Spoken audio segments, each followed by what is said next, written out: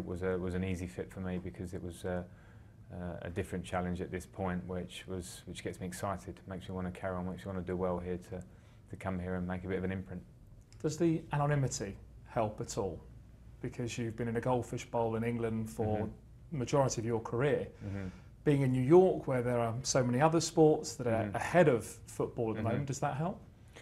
Well, I thought so, and then since I've arrived there, it feels like a goldfish bowl as well a little bit. I mean, I think the sport here has come on huge amounts. I mean, I came here with Chelsea years ago, 10 years ago, I think we first started coming, and you'd walk down the street in your tracksuit and nobody would recognise you.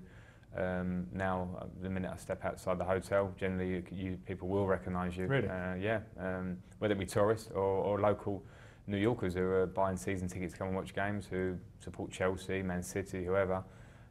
So the sport's definitely growing. I mean, it is different. It's, of course, the walking through Chelsea when I used to play there, obviously you're at home and people do know you more, but I think the sport's growing very fast here. So there's a level of it, but which you can enjoy. But it's good. It's nice to be recognised to the point where it means that the sport's growing. That's what we want.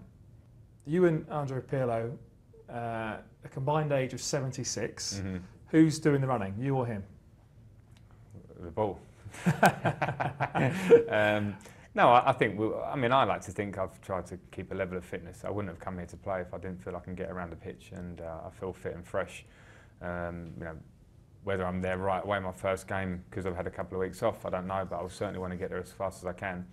Andre Pirlo's made a career out of, I don't think he's got any slower. I think he's just controlled the ball for most of his career anyway. So there's two things. The two of us will work as hard as we can with and without the ball, and it's about the team and the squad, and I'm sure the manager will have ways of trying to make it work. We all have different qualities. Some of us run further than others potentially, but I'll certainly try and give as much without the ball as I do with. You talk about Pirlo and you've got Villa as well here. It's a real team, but there will be critics that say the MLS is still a fancy retirement home for the elites. You know, what would you say to those?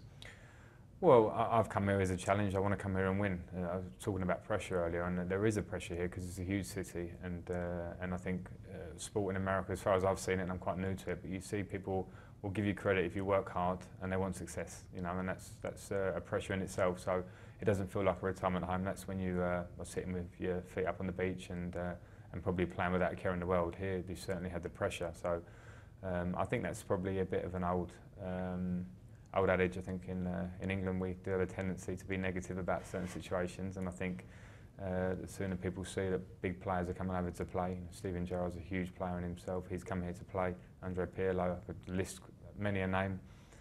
We should respect it. I certainly respect it, and don't expect an easy ride. I'm here to try and win, but I know it's going to be hard work.